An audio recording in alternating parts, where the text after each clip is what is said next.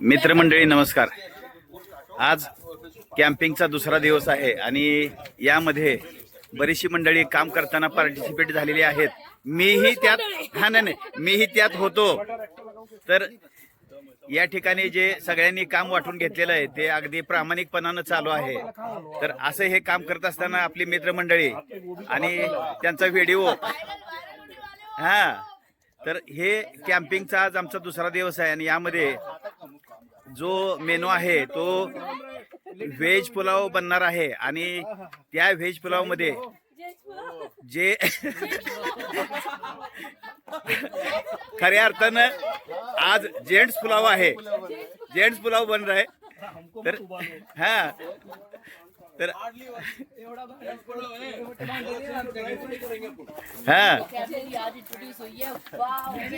तर आज हा एक वेगळा कार्यक्रम आणि कालपासून काही नवीन मित्रमंडळी भेटलेले आहेत.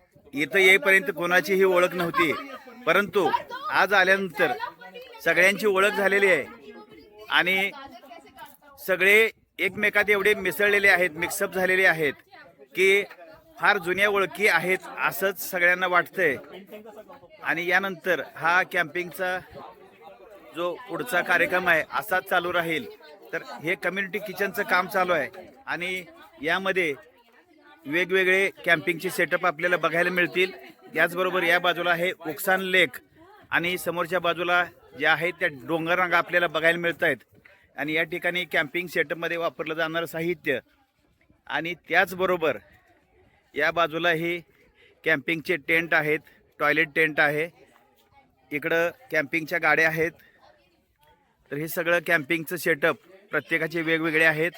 आणि माझी समोरच्या बाजूला आहे बोलेरो कॅम्पर. तर या ठिकाणी बोलेरो कॅम्पर लावलेले आहे आणि इकडे सगळेच वेगवेगळ्या पद्धतीनं एन्जॉय करताना दिसत आहेत. आणि ह्या पूर्ण फॅमिली आज एकत्र आलेले आहेत, एकजीव झालेले आहेत असं म्हटलं तरी हरकत नाही. आणि त्याचबरोबर या गाड्यांचं इकडच्या बाजूला रात्रीच जे टेंट आहे त्याचा सेटअप झालेला आहे आणि समोरच्या बाजूला 2-3 गाड्या आलेल्या आहेत, त्यांचाही सेटअप लवकर होईल. तर या अशा वातावरणात आम्ही 3 दिवस राहणार आहोत. तर मी काल आलो आहे आणि आज आणि उद्या असं 3 दिवस आमचं कॅम्पिंग या ठिकाणी चालू राहणार आहे. मित्रमंडळी कॅम्पिंगच्या दरम्यान दुपारचं जेवण चालू आहे आणि दुपारच्या जेवणामध्ये हे मेनू आहे. यामध्ये चपाती, राजमा, दही आणि व्हेज पुलाव. तर असा एक 4 पदार्थांचा वेगळा मेनू आहे आणि दुपारचं जेवण चालू झालेलं आहे आणि कॅम्पिंगच्या सगळ्या गाड्या आलेल्या या ठिकाणी दिसतील. तर अशा पद्धतीनं कम्युनिटी किचनमध्ये आम्ही दुपारचं जेवण घेतोय. तर असा हा एकत्रित राहून एक 3 दिवसाचा असा कार्यक्रम होईल की ज्यामध्ये संध्याकाळचं चहा पाणी, रात्रीचं जेवण, दुपारचं जेवण, सकाळचा नाश्ता वगैरे असे सगळे कार्यक्रम आज आणि उद्या आणि परवा सकाळपर्यंत चालू राहतील. आणि या ठिकाणी कॅम्पिंगचा हा माझा पहिला अनुभव आहे. तर हा एन्जॉय करण्यासाठी आम्ही आलेलो आहे आणि तो सगळेच एन्जॉय करत असताना, फुल एन्जॉय करत असताना ही सगळी मंडळी आपल्याला या ठिकाणी बघायला मिळतील. DIY पद्धतीनं हा वरती पाण्याचा एक पाईप बसवलेला आहे आणि तो पाण्यासाठीचा जो आहे तो सेटअप तयार केलेला आहे. तर हा कसा केला जरा सांगचाल का? तुमची इंट्रोडक्शन पहिल्यांदा करा. नमस्कार, मी आर्किटेक्ट शेकोबा सानप, ही माझी बायको मिनल गज्जर.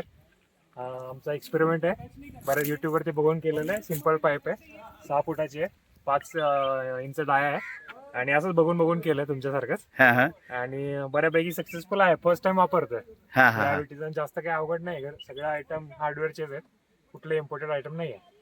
तर अतिशय चांगला, सिंपल, साधा सोपा असा सेटअप तयार केलेला आहे आणि याचा वापर तुम्हाला ज्यावेळेस तुम्ही कॅम्पिंगला बाहेर जाल त्यावेळेस करत असाल. बाकी टाइमला याच्या आतमध्ये राहतं ते.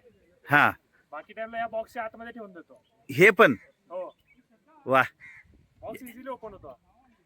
म्हणजे त्या बॉक्ससाठी परत हे दुसरं एक बॅग आणि बॅगच्या बरोबर त्या पाण्याचा सेटअप सुद्धा त्याच बॉक्समध्ये ठेवून देत आहे. त्याची लांबी पण भरपूर आहे. याच्यामध्ये बसून जाऊ. हा, कारण लांबी भरपूर आहे त्यामुळे काढून यातच ठेवायचा. हा, अतिशय बॅग वगैरे सगळं बसतं, बॅग, हा, हा. पाईप सगळं. तर अतिशय चांगली व्यवस्था केलेली आहे तुम्ही.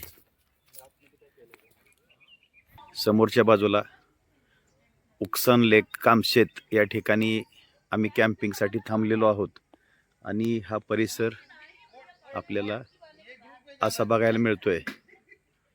तर सगळ्या बाजूनं डोंगररांग आहेत आणि या ठिकाणी कॅम्पिंग सेटअप लावलेलं आहे. तर अशा पद्धतीनं सगळे या ठिकाणी कॅम्पिंग एन्जॉय करतायत.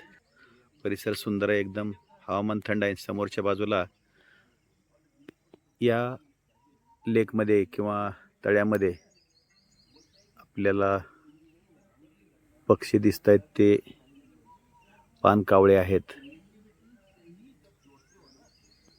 तर ते सकाळच्या वेळेस शिकार करून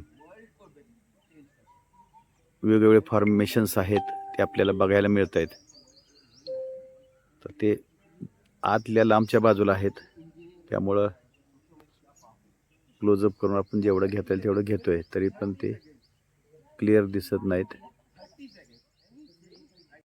समोरच्या बाजूला एक परत पानकावळ्यांचा किंवा इंडियन कॉर्मोरंटचा थवा आलेला आहे आणि ते पाण्यावरती उतरत असताना आपल्याला दिसतील.